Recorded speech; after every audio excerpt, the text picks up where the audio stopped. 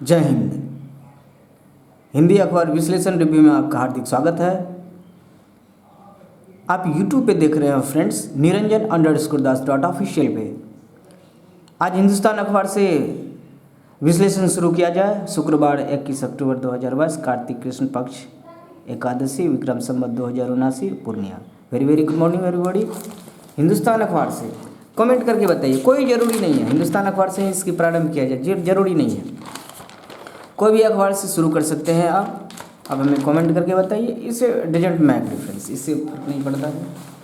हाँ, हिंदुस्तान अखबार से शुरू करते हैं। इनकी भाषा काफ़ी सॉफ्ट होता है, बड़ा अच्छा होता है, क्योंकि ऐसा नहीं है कि दूसरे अखबार का अच्छा नहीं होता है।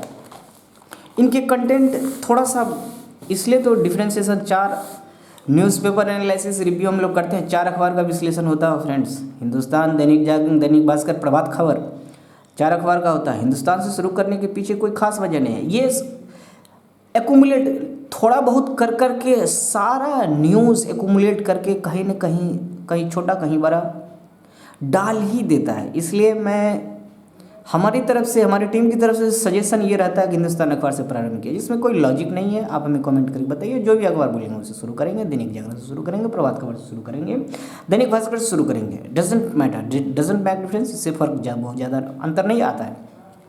हम लोगों का कंटेंट सिलेबस मिस नहीं होना चाहिए। हमारी फोकस ये रहती है हमारी टीम की कि कंटेंट मिस ना हो, आप तक बिल्कुल क्रिस्टल क्लियर, एक डेफिनिट क्रिस्टल क्लियर सोर्स के थ्रू से आपको कंटेंट सही पहुंचे। एग्जाम में क्वेश्चन मिस ना हो, उसका ओरिएंटेशन मिस ना हो, कोई अपडेट, जो चीज़ें अपडेट रहे, करंट अफेयर्स में जो चीज़ें अपडेट रहेगी उससे सवाल पूछा ही जाएगा। They will ask you definitely, वहाँ से ओरिएंटेशन, जो वहाँ से क्वेश्चन ओरिएंटेशन देते हैं, जो देख लेते हैं कि जो चर्चा में अपडेटेड है, यहाँ से क्वेश्चन बनने चाहिए। फिर क्वेश्चन का स्ट्रेंथ देखते हैं, स्ट्रेंथ क्या है, कितने लाइट वेट क्वेश्चन है, लाइट है, उतने स्ट्रेंथ नहीं है, वो कुछ क्वेश्चन ऐसे देते हैं ताकि बहुत तरह की मैकेनिज्म बेस्ड होती है सेटअप के लिए, तो उन सारे मैकेनिज्म और प्रोसेस को ध्यान में रखते हुए हम लोग जो क्वेश्चन सेट लगाने वाले हैं ध्यान रखेंगे फ्रेंड्स। आपके लिए हमारा समर्पण है, हमारी टीम का समर्पण है। पर्व त्योहार का समय है, बिल्कुल खुश रहे, शांति बनाए रखें और पूजा अर्चना करते रहे, ताकि फोकसिंग जो है हमारे चैनल पे आपको चैनल के सेशंस के अंत में जो स्वामी जी की जो वक्तव्य है, हो सके तो जीवन में उतारिए, वरना ज़िंदगी तो चल ही रही है, किसी का ज़िंदगी रुका हुआ नहीं है दोस्तों, वो तो चल ही रहा है। तो चलने में सबों का चल रहा है और किसी का अच्छा चल रहा है, किसी का बहुत अच्छा चल रहा है। Depend upon these some factors, किस पे डिपेंड करता है, मायने तो रखता है आपके life process, daily life process, आपका सक्सेस रेट, आपके बहुत वेराइटीज़ है लाइफ का, तो वो किस पे डिपेंड करता है। इन चीज़ों पे हमें लगता है कि लाइफ में जगह देनी चाहिए, अवश्य देनी चाहिए, आप दीजिए, इनको मानिए। सक्सेस रेट डबल होगा, डेफिनेटली होगा, आई विल श्योर यू, बिल्कुल होगा, सही रास्ते मिलेंगे, कॉन्सेंट्रेट होकर आप वर्क कर पाएंगे। चलिए नेक्स्ट क्या कुछ है। प्रधानमंत्री धनतेरस पर रोजगार मेला अभियान की शुरुआत करेंगे, शुरुआत हो चुकी है। 75,000 युवाओं को नियुक्ति पत्र दिए जाएंगे। शनिवार को 38 मंत्रालयों, विभागों में नए निकायों की नियुक्ति की जाएंगी। न्यूज़पेपर एनालिसिस रिव्यू का जो फॉर्मेट है बहुत जल्द बदलने वाला, इस तरह के फॉर्मेट नहीं रहेगा। समूह अभी तो चल रहा है, चूँकि टेक्निकली कुछ स्मार्ट बोर्ड जब तक हम लोग अरेंज नहीं कर पाते, हमारी टीम जब तक अवेलेबल नहीं करा पाती है, तब तक समूह, हमें यही हिदायत दी गई कि समूह चलने दीजिए। आप थोड़ा सा, कोई बात नहीं, आप अच्छा लगे ना अच्छा लगे, आप सब्सक्राइब करो या ना करो, कोई बात नहीं, समूह तो फ्रेंड्स चलाना पड़ेगा। जैसे स्मार्ट बोर्ड आएगा, इसमें आप बिल्कुल आप रुझान तेज कीजिए, क्रिस्टल क्लियर आपको कंटेंट मिलेगा। सो फिकर नॉट, थोड़ा सा धैर्य रखें मित्र, हमारे साथ थोड़ा सा धैर्य रखें। मैं भी तो धैर्य बना के आपके साथ कंटेंट तो ला रहा हूँ, सिलेबस कवर करवा रहा हूँ। थोड़ा सा धैर्य बनाए रखिए, काफ़ी कुछ बदलाव आपको देखने को मिलेगा। दिवाली पर 10 लाख नौकरियों का तोहफा, दिवाली पर केंद्र सरकार अगले 1.5 साल में, यानी दिसंबर 2023 तक, मतलब दिसंबर 2023 तक कम से कम 12-13 महीने के बाद तक की ये जो ड्यूरेशन है उसमें 10 लाख युवाओं को रोजगार देने की बात हो रही है। मित्रों, फ्रेंड्स, प्रधानमंत्री नरेंद्र मोदी धनतेरस के मौके पर शनिवार को रोजगार मेला अभियान की शुरुआत की। कहाँ किया इन्होंने रोजगार मेला का शुरुआत? नई दिल्ली में, न्यू दिल्ली, हमारे गणराज्य की, हमारे भारत देश की जो राजधानी है। पहले चरण में 75,000 युवाओं को नियुक्ति पत्र सौंपेंगे। मोदी कार्यक्रम के दौरान वीडियो कॉन्फ्रेंसिंग के माध्यम से युवाओं को संबोधित भी करेंगे। प्रधानमंत्री कार्यालय पीएमओ ने गुरुवार को यह जानकारी दी। पीएमओ ने कहा कि युवाओं के लिए रोजगार के अवसर प्रदान करने और नागरिकों का कल्याण सुनिश्चित करने की प्रधानमंत्री मोदी की प्रतिबद्धता को पूरा करने की दिशा में यह एक महत्वपूर्ण कदम होगा। जून में की थी समीक्षा, जून 2022 में, आज से कुछ महीने पहले की बात है मित्रों। मोदी ने इस साल जून में 38 मंत्रालयों और विभागों में खाली पड़े पदों की समीक्षा करी थी। समीक्षा हुई थी, एक सर्वे हुआ था, सारी डिपार्टमेंट्स की सर्वे रिपोर्ट्स उन्होंने एक्यूमुलेट करके उन पे जो राय मशविरा करके जो अभी जो हालात है, जो रोजगार मेला की बात हो रही है, उसी के बिहाफ में जो आज रिपोर्ट आउटकम आई है उसी के बिहाफ में है मित्रों। उसके बाद प्रधानमंत्री ने निर्देश दिया था कि सरकार अगले 1.5 साल में यानी 2023 दिसंबर तक 10 लाख नौकरियां मुहैया कराएंगी। 10 लाख नौकरियां मुहैया कराएंगी। ये केंद्र सरकार की बात हो रही है।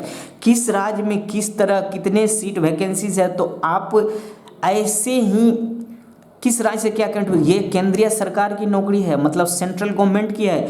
अब किन किन डिपार्टमेंट में हम लोग चर्चा करने वाले हैं फ्रेंड्स, जुड़े रहिए हमारे साथ, चर्चा करने वाले हैं।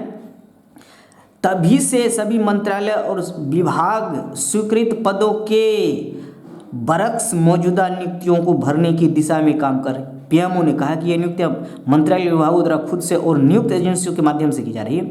इन एजेंसियों में संघ लोक सेवा आयोग, UPSC, union public service commission, कर्मचारी चयन आयोग, एसएससी, रेलवे भर्ती, रेलवे में टेक्निकल एनटीपीसी हो या नॉन टेक्निकल एनटीपीसी हो या किसी तरह की टेक्निकल, कोई भी रेलवेज की हो, बात हो रही है।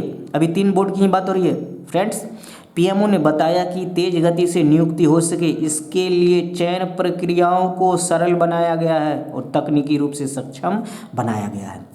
अब बात हो रही है 75,000 युवाओं को नियुक्ति पत्र दिए जाएंगे शनिवार की बात हो रही है। 38 मंत्रालयों विभागों में नई नियुक्तियों की 38 मंत्रालयों विभागों में नई नियुक्तियों की नियुक्ति की जाएंगी। 38 मंत्रालयों की बात हो रही है। 38 मंत्रालय, ध्यान देने की बात है। कितने मंत्रालय? 38 मंत्रालयों विभागों नए कर्मियों की नियुक्ति की जाएंगी। इन विभागों में तैनाती, विभागों के बारे में कुछ विश्लेषण है आपके सामने।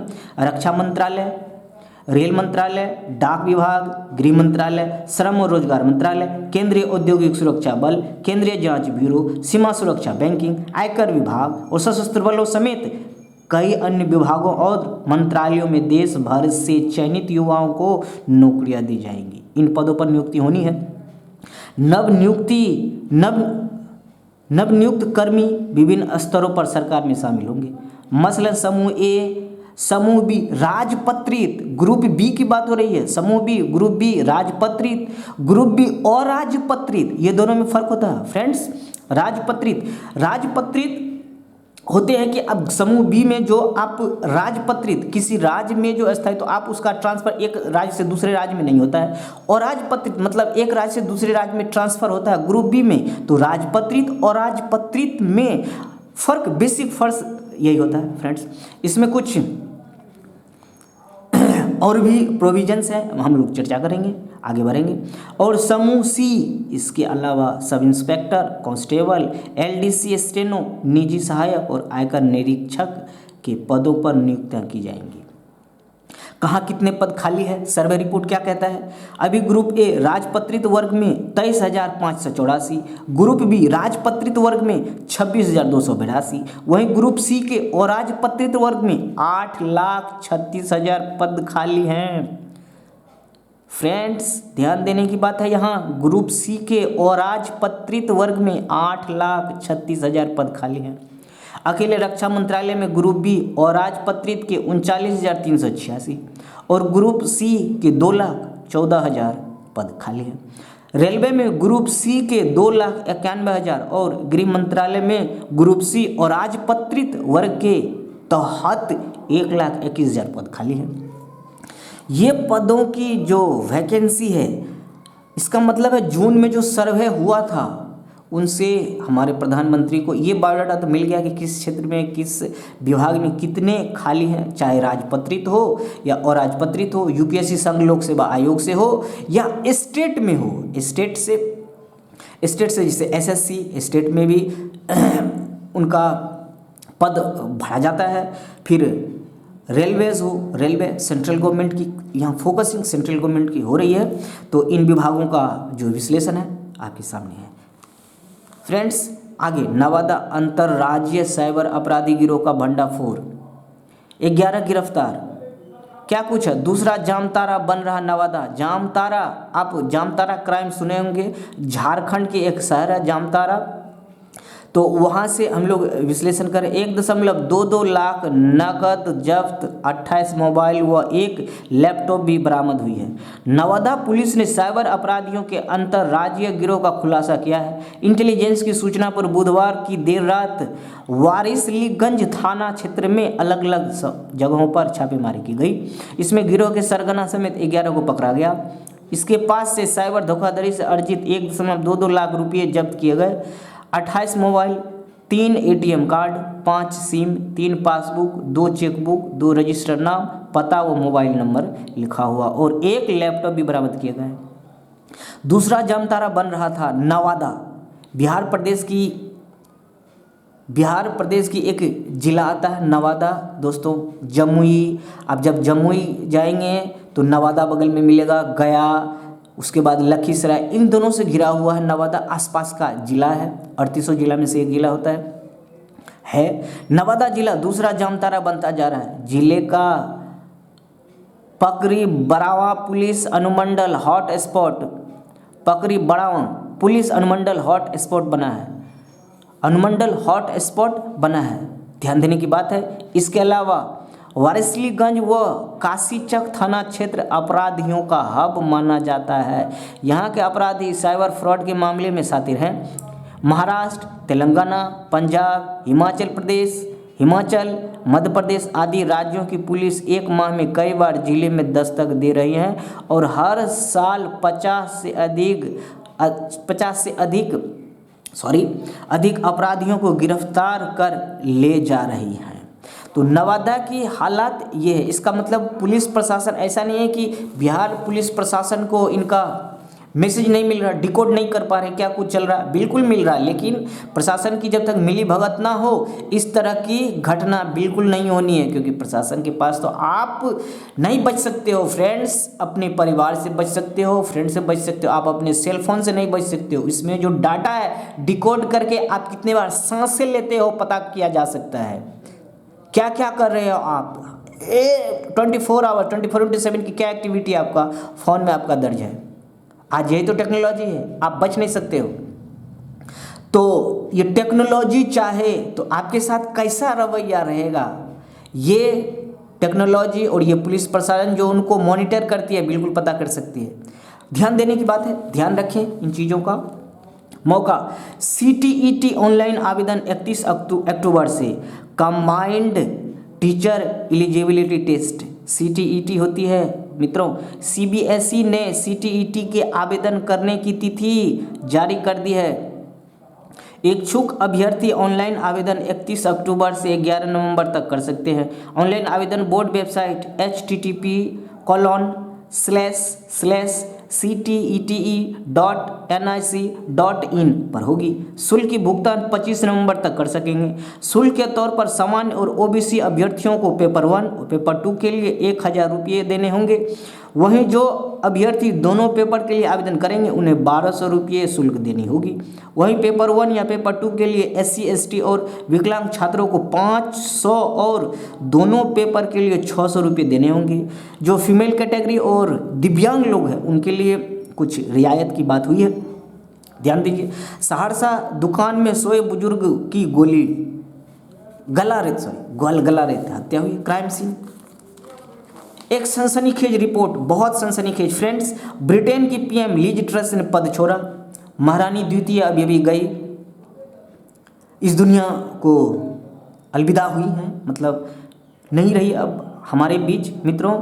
और जब ये चुनाव हुआ था काफ़ी दिनों, 45 दिन ही रही हैं लीज ट्रस। हमने तो पहले ही कहा था चुनौतियां आसान नहीं है ब्रिटेन के लिए, क्योंकि हम सभी किन्हीं को सबसे अच्छा जानते हैं तो वो ब्रिटेन है। क्योंकि 250 साल की हुकूमत, याद करें 1947 में जब आज़ाद हुआ तो हमारे बीच जो लोग रहेंगे उन्हें तो हमें अच्छे से जान पाएंगे। ब्रिटेन को हम लोग सबसे, जो कोई इंडियन सबसे अच्छा किसी को जानता, अमेरिकी not, Canadian not, I don't think, Britain को हम लोग सबसे अच्छी तरह जानते हैं। हम लोगों ने तो पहले ही चर्चा किया था कि हालात आसान नहीं होने वाले हैं। प्रधानमंत्री पद के प्रमुख दावेदार, ब्रिटेन के प्रधानमंत्री लीज ट्रस ने गुरुवार को अपने पद से इस्तीफा दे दिया। एक हफ्ते से भारी दबाव का सामना कर रही थी। ट्रस ने 44 दिन समथिंग कुछ ऐसा है, 12 बजे रात और 6 बजे दिन कुछ ऐसा है, तो डजंट मैटर। 44 दिन पहले सत्ता संभाली थी। त्यागपत्र के ऐलान के साथ ही वो सबसे कम समय तक पद पर रहने वाली ब्रितानी प्रधानमंत्री बन गई है। वन क्वेश्चन इज फिक्स्ड, एक क्वेश्चन तय बनता है लीज ट्रस से। भलो पद छोड़ चुकी हैं, लेकिन ये सवाल बनता है, यहाँ सवाल बनता तो है क्योंकि अपडेट में है। इतने कम समय की प्रधानमंत्री, वो भी ब्रिटेन की, ये वीवीआई कंटेंट बनता है हमारे लिए फ्रेंड्स। समय तक पद पर रहने वाली ब्रितानी प्रधानमंत्री बन गई हैं। लीज ट्रस ने देश की आर्थिक हालात सुधारने के लिए कई बड़े ऐलान किए थे, लेकिन उससे ब्रिटेन के बाजार में उथल पुथल मच गई थी। और कंजर्वेटिव पार्टी में बहुत से लोग कंजर्वेटिव पार्टी से बिलोंग करते हैं, ध्यान रखें, बहुत से लोग उनके इस्तीफे की मांग कर रहे थे। टैक्स कटौती पर अपनी सभी नीतियां उन्हें वापस लेनी पड़ी थी। यहां तक कि नए वित्त मंत्री जेरेमी हंट, जो अब प्रधानमंत्री पद की उम्मीदवार भी हैं, हम लोग चर्चा करेंगे फ्रेंड्स, आगे चर्चा करेंगे। जेरेमी हंट जो उम्मीदवार हैं, ऋषि सुनक उम्मीदवार है, फिर बोरिस जॉनसन वो भी उम्मीदवार हैं, वो तो पद छोड़े ही थे। अभी लीज ट्रस पद छोड़ी है, तो जेरेमी हंट जो वित्त मंत्री, उन सारे फैसले उन्होंने पलट दिया था। लीज ट्रस की कटौती कर उनका सभी नीतियों को पलट दिया था। पार्टी के अंदर उनका भारी विरोध हो रहा था। कंजर्वेटिव पार्टी की ये हालत चल रही है वहाँ, ध्यान देने की बात है। इस्तीफे का ऐलान करते हुए लीज ट्रस ने कहा, मैं मानती हूँ जिस तरह की स्थिति है उनमें कंजर्वेटिव पार्टी ने जिस मकसद से मेरा चुनाव किया था उसे मैं पूरा नहीं कर सकूंगी, इस कारण इस्तीफा दे रही हूँ। चलिए, कारण है लीज ट्रस ने क्यों इस्तीफा दिया, बिल्कुल कारण बिल्कुल स्पष्ट है, विश्लेषण बिल्कुल स्पष्ट है। कमेंट करके दोस्तों बताइए कि इससे पहले जो बोरिस जॉनसन ने इस्तीफा देने की वजह क्या थी, उन्होंने इस्तीफा क्यों दिया था, कमेंट में जरूर बताएं। हम लोगों ने चर्चा किया था, आप हमारे पुराने सेशन में देख सकते हैं, अदरवाइज मैं रिपीटेशन जरूर करूंगा। कमेंट करके जरूर बताइए कि बोरिस जॉनसन ने इस्तीफा दिया था, उसके पीछे का क्या कारण था। बिल्कुल 1-2 कारण तो अवश्य बता सकते हैं, चर्चा भी किया था हमने। प्रधानमंत्री पद के प्रमुख दावेदार, ऋषि सुनक। लीज ने भारतवंशी ऋषि सुनक को हराया था, पर अब उनकी नीतियों को सही बताया जा रहा। बोरिस जॉनसन, पार्टी के पूर्व मुखिया ने बड़े विद्रोह के बाद पिछले महीने की शुरुआत में ही पद से इस्तीफा दिया था, वे फिर लौट सकते हैं। बोरिस जॉनसन, अभी हम लोगों ने चर्चा किया, इनका कारण जरूर हमें कमेंट करके बताएं। बिल्कुल चर्चा हम लोगों ने किया था। आप कितने एक्टिव हैं, कितनी एक्टिविटी आपका हमारे साथ है, या इन क्षेत्रों में एक्टिविटी आपका क्या है, इससे ये स्केल हमें पता चलेगा। स्केल बिल्कुल अपडेट रहिए, कारण जरूर हमें कमेंट बताएं, कमेंट कीजिए। जेरेमी हंट 2019 में जॉनसन के साथ आखिरी मुकाबले में हारे थे और इस साल हुए सांसदों के पहले मतदान में आखिरी स्थान पर आए थे। जेरेमी हंट आखिरी स्थान पे आई थी। तो अपडेट हमारा आपके सामने है फ्रेंड्स। नेक्स्ट, नेपाल में भारतीय समेत 4 गिरफ्तार। देशमुख की जमानत अर्जी पर आज फैसला होना है। कुछ ऐसे केसेस हम लोगों ने चर्चा किया था, but no it's not the point. पुख्ता समाधान बनाना चुनावी रेवड़ा, हिंदुस्तान का संपादकीय, बिल्कुल स्किप नहीं कर सकते फ्रेंड्स। पुख्ता समाधान बनाना चुनावी रेवड़ा, इससे पहले मैं आप तक कंटेंट पहुंचा दूं, फिर कोई और इशू को हम लोग डील करेंगे। विजय विद्रोही, अगर कोई राजनीतिक दल चुनाव जीत लेता है तो आमतौर पर क्या बेरोजगारी, महंगाई जैसे मुद्दे जुमला हो जाते हैं? क्या वो मुद्दे नहीं रहते? ज़मीनी हालात बदलने चाहिए। फ्रेंड्स, थोड़ा तेज़ी से ये कंटेंट पहले हम लोग एक्यूमुलेट करके देख लें कहाँ हमारे काम की क्या चीज़ें हैं। हिमाचल प्रदेश विधानसभा चुनाव को लेकर हुए एक सर्वेक्षण में बताया गया 49% मतदाता बेरोजगारी को सबसे बड़ा चुनावी मुद्दा मानते हैं। लेकिन यही सर्वे यह बताता है कि 46% मतदाता भाजपा को ही वोट देना चाहते हैं। ध्यान रहे, भाजपा हिमाचल प्रदेश में 5 साल से और केंद्र में 8 साल से सत्ता में है। इस तरह गुजरात में हुए एक सर्वे के अनुसार 23% मतदाता बेरोजगारी और 44% मतदाता महंगाई को मुख्य मुद्दा मानते हैं। लेकिन 48% उस भाजपा को ही वोट देना चाहते हैं। ध्यान देने की बात है, महंगाई की बात हो रही है लेकिन वोट उसे ही देना। 48% उस भाजपा को ही वोट देना चाहते हैं जिसकी गुजरात में 27 साल और केंद्र में 8 साल से सरकार है। इसका मतलब क्या निकाला जाए? अगर कोई राजनीतिक दल चुनाव जीत लेता है तो क्या बेरोजगारी, महंगाई जैसे मुद्दे जुमला हो जाते हैं, मुद्दे नहीं रहते। यह अच्छी बात है कि प्रधानमंत्री नरेंद्र मोदी इसे समझ रहे हैं। भाजपा को जिताना है और बेरोजगारी पर जीत हासिल करनी है। आखिर बेरोजगारी कैसे और किस हद तक दूर हो सकती है? महंगाई भी बेरोजगारी को बढ़ाती है, इस तथ्य को भी नज़रअंदाज नहीं किया जा सकता। भूखे पेट का बेरोजगारी से नाता है, बिल्कुल। बेरोजगारी का नौकरी से रिश्ता है, बिल्कुल। ये दोनों एक दूसरे के अवयव हैं, पूरक हैं। केंद्र सरकार के पास करीब 10 लाख पद खाली है। इन पदों को भरने का काम चल रहा है। केंद्र सरकार की नौकरियां के 41 लाख पद स्वीकृत हैं। ध्यान दीजिए, काफ़ी इंपॉर्टेंट कंटेंट हमारे सामने आ रहा है रिफाइंड होके। केंद्र सरकार की नौकरियों के 41 लाख पद स्वीकृत है, इनमें 31 लाख ही भरे हुए हैं। अदालतों में पद खाली है, 4 करोड़ मुकदमा का निपटारा होना बाकी है। पुलिस, शिक्षा, स्वास्थ्य में लाखों की संख्या में पद खाली हैं। इन खाली पदों से सरकार का काम प्रभावित हो रहा है। दुनिया के बड़े देशों से तुलना करें तो आबादी के अनुपात में सरकारी नौकरियों की तादाद भारत में सबसे कम है। मोस्ट वीवीआई कंटेंट, सरकार के साथ साथ सार्वजनिक उपक्रमों में कार्यबल घटा है। साल 2018-19 में 16.2 लाख कर्मचारी थे, अब 12.6 लाख पर आ गए हैं। अगर राज्य सरकारों में खाली पदों को जोड़ दिया जाए तो यह संख्या 90 लाख के करीब पहुंचती है। इन राज्यों में गैर भाजपा सरकारें भी शामिल हैं। राजस्थान में बेरोजगारी दर 24% है, राजस्थान में 24% है बेरोजगारी दर। दोस्तों, बेरोजगारी दर क्या होता है? बेरोजगार गुना 100 बटा श्रम बल। श्रम बल क्या होता है? श्रम बल ऐसे बल बोलते हैं, ऐसे मानवों की एक श्रृंखला है जो स्वरोजगार से जुड़ा हो या उन्हें रोजगार नहीं हो। मतलब ये होता है कि यदि 24% बेरोजगारी होती है तो 24 गुना 100 बटा श्रम बल, बेरोजगारी गुना 100 बटा श्रम बल इक्वल्स 24।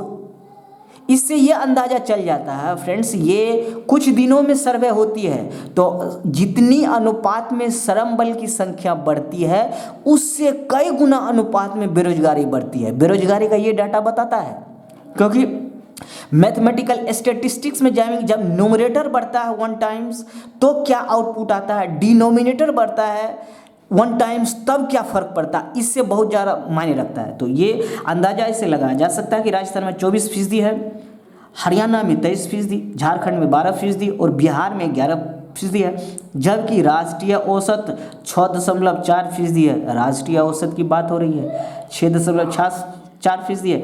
भारत में 4 तरह की बेरोजगारी है। एक, रोजगार कार्यालय में पंजीकरण के हिसाब से 6.5% लोग उम्र 15 से 64 साल बेरोजगार है। जो श्रम बल का कैलकुलेशन होता है फ्रेंड्स 15 साल से 64 साल तक के बीच होता है।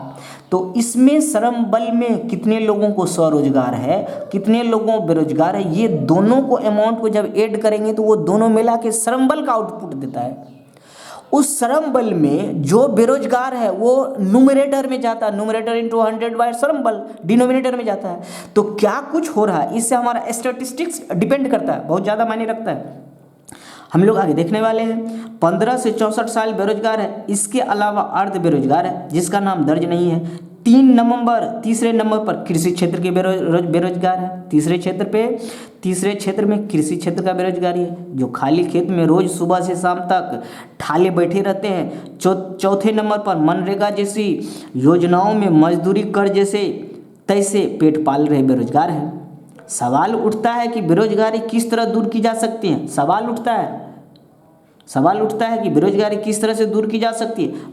प्रसिद्ध अर्थशास्त्री अरुण कुमार ने हाल में एक महत्वपूर्ण रिपोर्ट सामने रखी है। अरुण कुमार जी के अकॉर्डिंग जो अर्थशास्त्री है उनके परिप्रेक्ष्य में कुछ बायोडाटा आगे है, उनके बिहाफ में बायोडाटा पे ध्यान देने की बात है, ध्यान रखें। उसके अनुसार देश में इस समय 27 करोड़ 80 लाख लोगों को काम की जरूरत है। अरुण कुमार अर्थशास्त्री के मुताबिक 27 करोड़ 80 लाख लोगों को काम की जरूरत है। इनमें मनरेगा से 6 करोड़ मजदूरों को अलग कर दिया जाए तो 21 करोड़ 80 लाख लोगों को तत्काल काम की जरूरत है। यह आंकड़ा डरावना है, लेकिन रिपोर्ट विश्वास पैदा करती है। बिल्कुल, ये रिपोर्ट आसपास तो है, हालात बहुत सारे रेटिंग एजेंसी, कितने सारे रेटिंग एजेंसी, देश की एक प्रमुख रेटिंग एजेंसी, उनका भी हम लोग डाटा चर्चा करने वाले हैं फ्रेंड्स। यह आंकड़ा डरावना है, लेकिन रिपोर्ट विश्वास पैदा करती है। रिपोर्ट में बताया गया है कि 21 करोड़ 80 लाख लोगों को 13.5 लाख करोड़ रुपये खर्च कर रोजगार दिया जा सकता है। यह रकम भारत की कुल जीडीपी का महज 5% है। ध्यान दीजिए, अगले 5 साल तक यह राशि हर वर्ष जुटाई गई तब भी यह जीडीपी में हर साल 1 अंक का इजाफा करेगा। ध्यान दीजिए, सवाल उठता है कि यह पैसा कहाँ से जुटाया जाएगा। ये 13.5 लाख करोड़ जो 27 करोड़ 80 लाख लोगों को रोजगार देना है, उसमें कितने अमाउंट खर्च करने की बात हो रही है। 13.5 लाख करोड़ रुपये खर्च होगी, फिर जाके ये बेरोजगारी एक समान स्तर पर आएगी, उनमें सुधार की बात होगी। लेकिन ये रकम जुटाई कहाँ से जाएगी।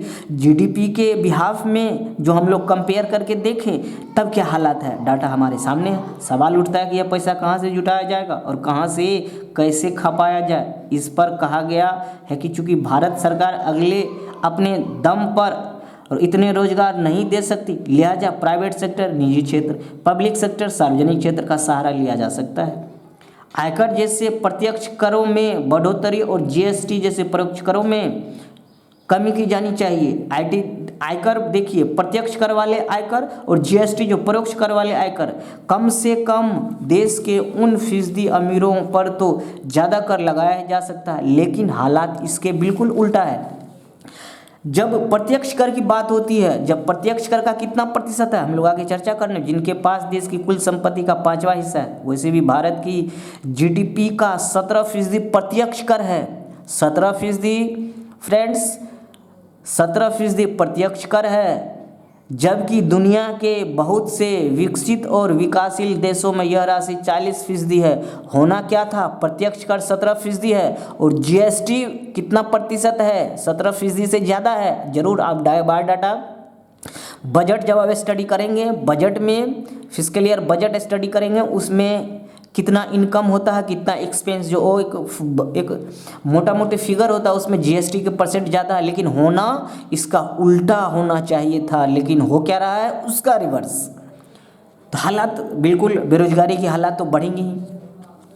क्या कुछ है, 17% प्रत्यक्ष कर से आता है, जबकि दुनिया के बहुत से विकसित और विकासशील देशों में यह राशि 40% तक है। यह पैसे 11 सेक्टर में लगाया जा सकता है और 21 करोड़ लोगों को रोजगार दिया जा सकता है। इनमें निर्माण सेवा, कृषि, स्वास्थ्य सेक्टर शामिल है। देश में एमएसएमई की इकाइयों में से 97.5% संख्या माइक्रो इकाइयों की है। ध्यान दीजिए, इसके तहत 6 करोड़ यूनिट आती है। हर यूनिट में 1.7 व्यक्ति को औसत रूप से रोजगार मिलता है, लगभग 2 लोगों को रोजगार मिलता है। अब कहानी यह है कि भारत सरकार एमएसएमई के लिए जितनी भी रियायतों की घोषणा करती है, उनका अधिकांश हिस्सा बड़ी इकाइयों के खाते में चला जाता है और सूक्ष्म इकाइयां तरसती रह जाती हैं। यहाँ चीन से सबक लेने की जरूरत है। बिल्कुल, जिसने माइक्रो सेक्टर को प्रशिक्षण दिया, तकनीकी दी, पूंजी दी, उत्पाद बेचने के लिए बाजार तलाशते, इस कारण वहाँ का माइक्रो सेक्टर उत्पाद, खपत और मुनाफे के क्षेत्र में 30% बढ़ा।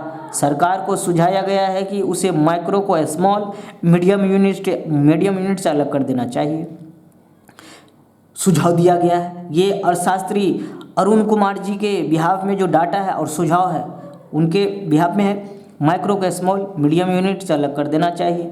यह क्षेत्र करीब 6 करोड़ लोगों को रोजगार देने की क्षमता रखता है। हो सकता है इनमें तनख्वाह बहुत अच्छी नहीं मिले, लेकिन इतना पैसा तो मिल जाएगा कि कामगारों की ज़िंदगी ठीक से कट जाए। ई कॉमर्स और ऑनलाइन शॉपिंग के युग में माइक्रो उद्योगों को घाटा हो रहा है, बिल्कुल प्रैक्टिकली ऐसा देखा जा रहा है। सरकारी खरीद में इनके सामान की खरीद को जरूरी तो किया गया है, लेकिन क्या कुछ क्षेत्रों में इसे अनिवार्य नहीं किया जा सकता है? सवाल है, क्या कुछ क्षेत्रों में इसे अनिवार्य नहीं किया जा सकता? इसी तरह किसानों की फसलों की एमएसपी पर खरीद सुनिश्चित करने से किसान खेती और गांव छोड़ने को मजबूर नहीं होंगे। बेरोजगारों की संख्या भी नहीं बढ़ेंगी। इसके अलावा काले धन पर रोक लगाने से जीडीपी में 6% की बढ़ोतरी संभव है। हाल में रिजर्व बैंक ने ही बताया कि लाखों करोड़ों रुपये के नोट बाजार से गायब हैं। फ्रेंड्स, ध्यान देने की बात है, ये आरबीआई का रिपोर्ट है। मार्केट से, बाजार से लाखों करोड़ों की करेंसी गायब है, मतलब वो ब्लैक मनी में कन्वर्ट हो गया। गवर्नमेंट के आंकड़े में, डाटा में दिख नहीं रहा, मतलब वो काले धन का हिस्सा बन गए। सवाल उठता है कि क्या चुनावी साल में इन गंभीर सवालों पर चर्चा होनी है या रेवड़ी बांटकर ही चुनाव जीते जाएंगे? बहुत बड़ी सवाल छोड़ रखे हैं विजय विद्रोही जी। बिल्कुल यहाँ से जो कंटेंट है बिल्कुल रखें, शॉर्ट नोट्स बनाएं, आपको मेन टाइप एग्जाम्स जो लिखित परीक्षा होती है उनमें बहुत काम आने वाला है। दो तरफा सामरिक चुनौतियों से टकराती बड़ी ताकतें, मोहन कुमार, इसमें असरदार साबित होने के लिए विदेश नीति को कुशल और व्यवहारिक दोनों होना चाहिए और इनमें भारत से अच्छा प्रदर्शन किया है। देख सकते हैं फ्रेंड्स, बहुत सारे जो सामरिक अति विस्तार की जो नीति रही है चाइना की, उसके बिहाफ में और काफ़ी कुछ कंटेंट है यहाँ से। फॉरेन पॉलिसी से जुड़ी हुई बहुत सारे कंटेंट, बहुत ज़्यादा अच्छा कंटेंट है। आप बिल्कुल समय निकाल के इसे देखें। समय की बाध्यता के कारण मैं इस अब तक नहीं पहुंचा पा रहा हूँ, समय निकाल के आप इसे अवश्य देखें। एंटोनियो गुटेरस, संयुक्त राष्ट्र महासचिव, क्या कहते हैं? कोविड-19 के कारण करोड़ों लोग गरीबी की खाई में गिर चुके हैं। आय और अवसरों की असमानता तेजी से बढ़ रही है। ऐसे में गरीबों को इतिहास के पन्नों में समेटने के लिए फौरन वैश्विक पहल की जाए, बिल्कुल पहल की जाए, वरना अभी जो वैश्विक मंच पर आर्थिक और महंगाई की हालात है और क्रिटिकल होने वाला है। नेक्स्ट, स्पोर्ट्स में क्या कुछ है? श्रीलंकाई चीते नीदरलैंड्स को हरा सुपर 12 में पहुंचे। श्रीलंका सुपर 12 में पहुंच चुका है। फ्रेंड्स, पाकिस्तान जाने पर फैसला बीसीसीआई नहीं सरकार करेगी, रोजर बिन्नी, देख सकते हैं। एआईएफएफ ने ट्रेवर कैटल को सीआरओ नियुक्त किया। एआईएफएफ की बात है, देखिए हम लोगों ने चर्चा भी किया था। फुटबॉल आप अच्छा खेलिए, बिल्कुल आपको खेलना ही होगा। ये आप मेहनत नहीं हो रहा, कोई अच्छा नहीं खेल पा रहा, मतलब उसके पीछे कंसंट्रेशन, मेहनत नहीं हो रहा है। अच्छा रिपोर्ट इसलिए नहीं आ रहा है। मेहनत करेंगे आप जीतोगे, बिल्कुल जीतोगे। बारीकी से आप खेलें, आप उसे मन लगा के खेलें, आप पे खर्च हो रहा है, आपसे उम्मीद की जा रही है, आपको आउटपुट देने ही चाहिए। भारतीय टीम दिसंबर में बांग्लादेश का दौरा करेगी। भारतीय हॉकी टीम की नज़र खिताब पर, हॉकी टीम का नज़र खिताब पर। जोहर कप जो शुरू हुआ नहीं है फ्रेंड्स। हासिल प्रतिबद्ध होगी। यह टूर्नामेंट अक्टूबर से मेजबान मलेशिया में खेला जाना है, 22 अक्टूबर से खेला जाना है। हुआ नहीं। हमारी टीम टूर्नामेंट हिस्सा ले रही है, मजबूत टीमों के खिलाफ प्रतिस्पर्धा करने को लेकर उत्साहित है। हमारे लिए अपनी टीम की परीक्षा लेने का यह अच्छा मौका है, जिससे टीम एक इकाई के तौर पर मजबूत होगी। उत्तम सिंह, ये जूनियर हॉकी टीम के कैप्टन हैं। साजन के बाद विकास और नितेश ने भी कब्जाए कांसे के तमगे। ये भी ध्यान देने की बात, हम लोगों ने चर्चा भी किया था। अंडर 23 विश्व चैंपियनशिप जो पेटवेंद्रा स्पेन में हो रहा है, पोंटवेंद्रा जो स्पेन में है, अच्छा शहर है, स्पोर्ट्स मेजबानी करा रहा है, ये बहुत अच्छा शहर है। चैंपियनशिप में भारतीय पहलवान ने अब तक कुल 3 पदक जीते। 30 के स्थान पर 9 भारतीय पहलवान हिस्सा लिए थे, लेना था 30 को, लेकिन 9 ही भाग ले सके थे। 3 पदक अब तक भारतीय खिलाड़ियों ने इस चैंपियनशिप में जीते हैं। 9 सदस्यीय भारतीय टीम हिस्सा ले रही है। 21 खिलाड़ियों को नहीं मिला वीज़ा नहीं मिला था। 30 की जगह 9 ही पार्टिसिपेट कर सके। अंडर 23 विश्व कुश्ती चैंपियनशिप में भारत का शानदार सफर जारी है। इसके युवा पहलवान विकास और नितेश ने ग्रीको रोमन प्रतियोगिता में बुधवार को देश के लिए 2 और कांस्य पदक हासिल किए हैं। प्रतियोगिता में पदक हासिल करने वाले पहले भारतीय पहलवान बन गए थे। अब चैंपियनशिप में भारत ने कुल 3 पदक हो गए। भारतीय ग्रीको रोमन पहलवानों ने पहली बार 3 पदक जीते हैं। क्या कुछ और डिटेल ये सामने लिख रहा हूँ। देश विदेश, ब्रिटेन में 2 वक्त की रोटी के लिए करनी पड़ रही मशक्कत, बिल्कुल हालात बहुत अच्छा नहीं है।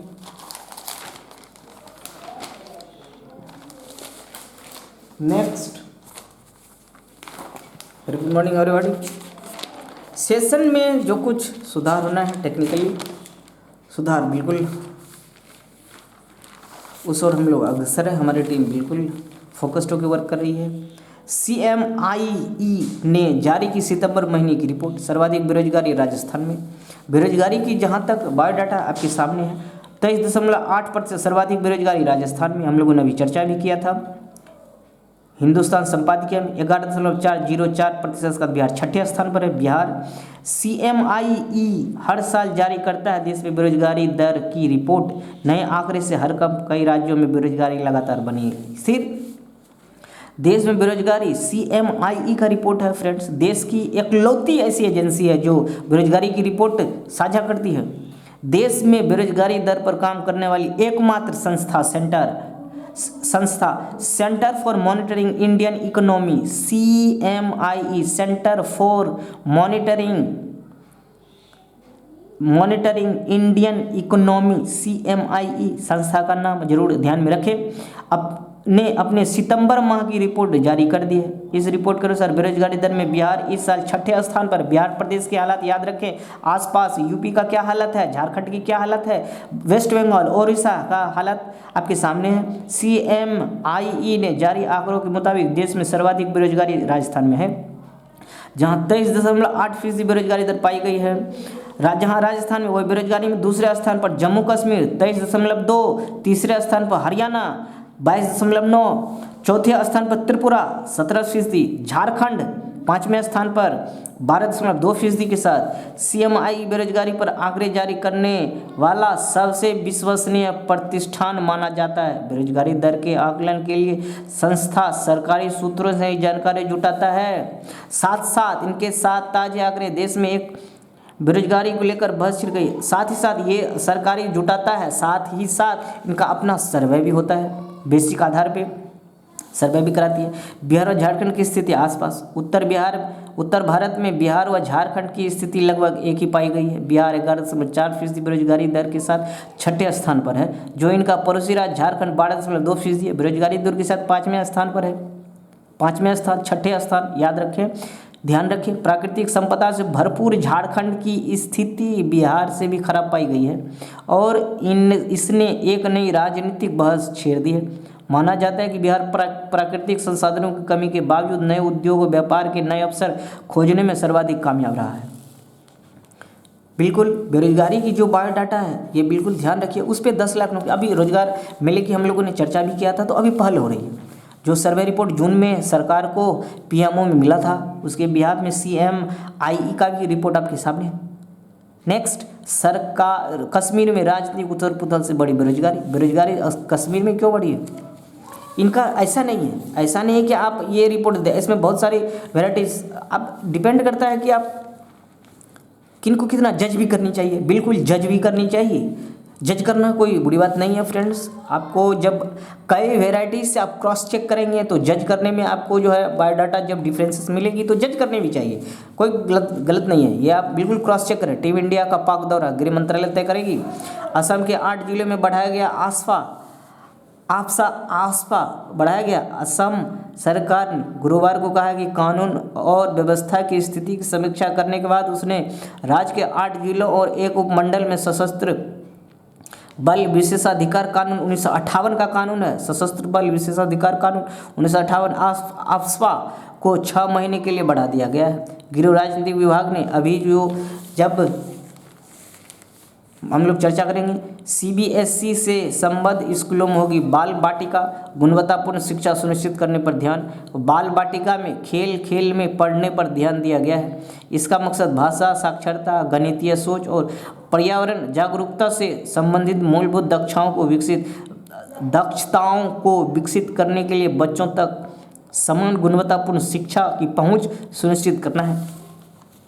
50 केंद्रीय विद्यालयों में पायलट प्रारूप में इसकी शुरुआत की जा चुकी है। बाल बाटिका अभियान अगले शैक्षणिक वर्ष से केंद्रीय माध्यमिक शिक्षा बोर्ड सीबीएसई से संबद्ध सभी स्कूलों में बाल बाटिका से पढ़ाई शुरू की जाएंगी।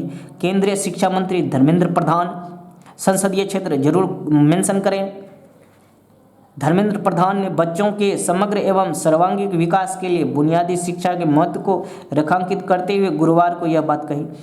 प्रधान ने देश के 50 केंद्रीय विश्वविद्यालयों को पायलट परियोजना के आधार पर बाल बाटिका 1 की शुरुआत करते हुए यह बात कही। शिक्षा मंत्री ने कहा, अभी देश के हर प्रांत में स्थित कुल 50 केंद्रीय विद्यालयों में पायलट प्रारूप में बाल बाटिका की शुरुआत की जा रही है।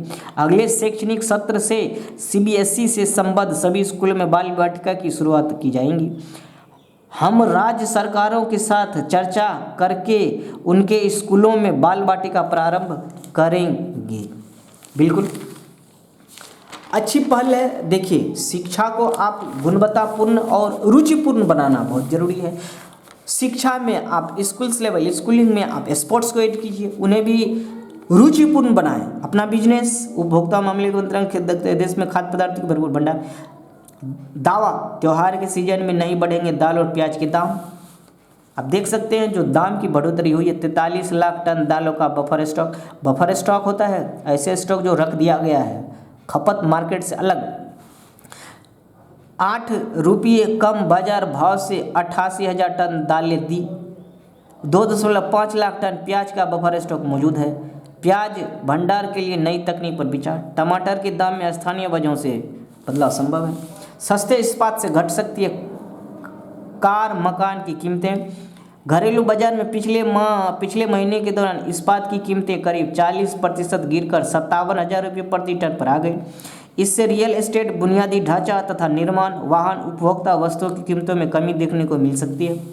6 महीने में इस्पात की कीमतों में आई गिरावट। प्रति टन 57,000 प्रति टन मतलब 1 कुंटल 5700 रुपये प्रति कुंटल का हिसाब बैठता है मित्रों। 1000 किलो का 1 टन होता है, 100 किलो का 1 कुंटल होता है। सेंसेक्स के हालात, निफ्टी के हालात देख सकते हैं। करेंसी 82.75, करेंसी के हालात बिकवाली ये हुई है। सोना 10 ग्राम 50,516, चांदी 1 किलो 56,451। देख सकते हैं वृद्धि का समर्थन करने को तैयार। भारतीय स्टार्टअप को विदेश में मिली सराहना। नई दिल्ली, निरंजन ओवल ने विकासशील देशों में कई लोगों के लिए गुणवत्तापूर्ण सस्ते रेसिंग पीसी गेमिंग उपकरण बनाने के लिए नीदरलैंड में एक शीर्ष वैश्विक उद्यमी पुरस्कार जीता। पुणे के 25 वर्षीय ओवल ने कोविड रिसाइलेंस श्रेणी में youth business international global young entrepreneur of the year 2022 का पुरस्कार जीता। वह भारत के पहले और एकमात्र सिम रेसिंग गियर निर्माता सिमफोर्ज इंजीनियरिंग के मालिक हैं। अपने उत्पादों को 43 देशों में निर्यात करते हैं। यह पुरस्कार भारत के लिए एक अंतर्राष्ट्रीय सम्मान, भारतीय युवा शक्ति ट्रस्ट VYST के लिए वैश्विक मान्यता है जो कमजोर पृष्ठभूमि से उनके जैसे उभरते जमीनी उद्यमियों को सलाह देती है। बिल्कुल कॉन्ग्रेचुलेशंस है निरंजन जी आपको। भारतीय उद्यान देश की आर्थिक वृद्धि की रफ्तार का समर्थन करने और वर्ष 2047 तक भारत को विकसित राष्ट्र बनाने के अभियान का हिस्सा बनने को तैयार। Federation of Indian chambers and commerce and industries FICCI के वरिष्ठ उपाध्यक्ष सुब्रकांत पांडा ने कहा कि भारत विश्व की अर्थव्यवस्थाओं में एक उज्जवल संस्था के रूप में उभरा है। उन्होंने कोई संदेश नहीं है कि भारतीय अर्थव्यवस्था आसानी से 5,000 अरब डॉलर और फिर 10,000 अरब डॉलर के सकल घरेलू उत्पाद जीडीपी के लक्ष्य को पार कर जाएगी। बिल्कुल करेगी, बिल्कुल। अच्छा उत्पादन क्षमता अच्छा रहा, कामगार अच्छे से काम करते रहे, किसी तरह की व्यवधान कोविड-19 या किसी तरह की मंदी जो वैश्विक हालात है ना आए, बाधा ना हो, तो बिल्कुल संभावना तो बनता ही है। होप सो क्या कुछ होगा अपडेट देता रहूँगा। बाइडेन ने गैस की कीमतें घटाने के तरीके अपनाए, कीमतों को कम करने का प्रयास जारी, वैश्विक मूल्य श्रृंखला प्रणाली में आगे बढ़ने के बड़े अवसर है। असम में चाय नीति बनाने पर हुआ विचार विमर्श। मानसिक स्वास्थ्य बीमा 31 तारीख तक देना होगा। इरडा एक ताज़ा निर्देश में के तहत भारतीय बीमा नियामक एवं विकास प्राधिकरण इरडा ने स्वास्थ्य बीमा प्रदान करने वाली सभी बीमा कंपनियों को 31 अक्टूबर से पहले सभी बीमा उत्पादों द्वारा मानसिक बीमारी को कवर करने के लिए नियमों के अनुपालन की पुष्टि करने के लिए कहा है। आईटी शेयरों में लिवाली से सेंसेक्स 96 अंक और चढ़ा। कांग्रेस की पंचायत ना करे भाजपा, गहलोत। छुट्टियों के खिलाफ याचिका दायर हुई। कर्नाटक सरकार आरक्षण बढ़ाएगी। आरक्षण की जो अधिसूचना 56% की हुई थी, 15 से SC 15 से 17 और ST 3 से 7%, उसी के बिहाफ में है फ्रेंड्स। चर्चा हम लोगों ने किया भी था। अब अधिसूचना जारी की जाएगी, सेंटर को भेज दिया गया है। तालिबान शासन में पाकिस्तान पर आतंकी हमले बढ़े। बिल्कुल, जैसा पेड़ लगाएंगे वैसा तो फल मिलेगा। डिपेंड करता है कैसा पेड़ लगाते हो। पेड़ लगाओ अच्छा तो अच्छा फल मिलेगा, पेड़ लगाओगे खट्टे वाले नमकीन तो आपको वैसा ही फल मिलेगा। तो आज आपके सामने अब एक ही छत के नीचे वित्त विभाग के सभी निदेशालय होंगे। चलिए, लॉजिस्टिक नीति आने वाली है, तो उसी के बिहाफ में समथिंग। खाद की कालाबाजारी को रोके वरना दोषी अधिकारियों पर होगी कार्रवाई, चेतावनी। रवि कर्मशाला सब प्रशिक्षण कार्यक्रम में बोले मंत्री। रुपया की गिरती कीमत पर नोटबंदी करने वाले क्यों नहीं बोलते, लालू जी कह रहे। अति पिछड़े वर्ग आयोग में कामकाज शुरू हुआ है। विश्वविद्यालय और सरकारी कॉलेजों के लिए 43 करोड़ रुपये जारी किए गए हैं। लोन लेने में सीमांचल के लोग आगे। मुंगेर, नालंदा, भोजपुर, शेखपुरा, अरवल, जहानाबाद और सारण के लोग लोन लेने में औसत से पीछे हैं। बिहार प्रदेश के इन जिलों के बारे में बात हो रही है। अब परीक्षा केंद्रों पर होगी प्रश्न पत्र की प्रिंटिंग, पहली बार निगेटिव मार्किंग। देखिए अतुल प्रसाद जी क्या करें, 2-3 दिनों में 68वीं पीटी का विज्ञापन, 68वीं बीपीएससी पीटी का विज्ञापन 2-3 दिन में निकलेगा। इसके लिए 222 रिक्तियां आई हैं। कई विभागों से अभी रिक्तियों का आना बाकी है। देर होने पर मिलेगा अतिरिक्त समय।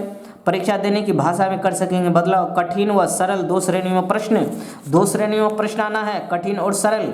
जो कठिन प्रश्न होंगे उसमें नेगेटिव मार्किंग भी आने की व्यवस्था हो रही है। 68वीं जो बीपीएससी आ रही है उसमें कुछ बदलाव देखने को मिलेगा, उन्हीं के बिहाफ में है। हम लोगों ने चर्चा भी किया। सुपौल में 35वां पासपोर्ट से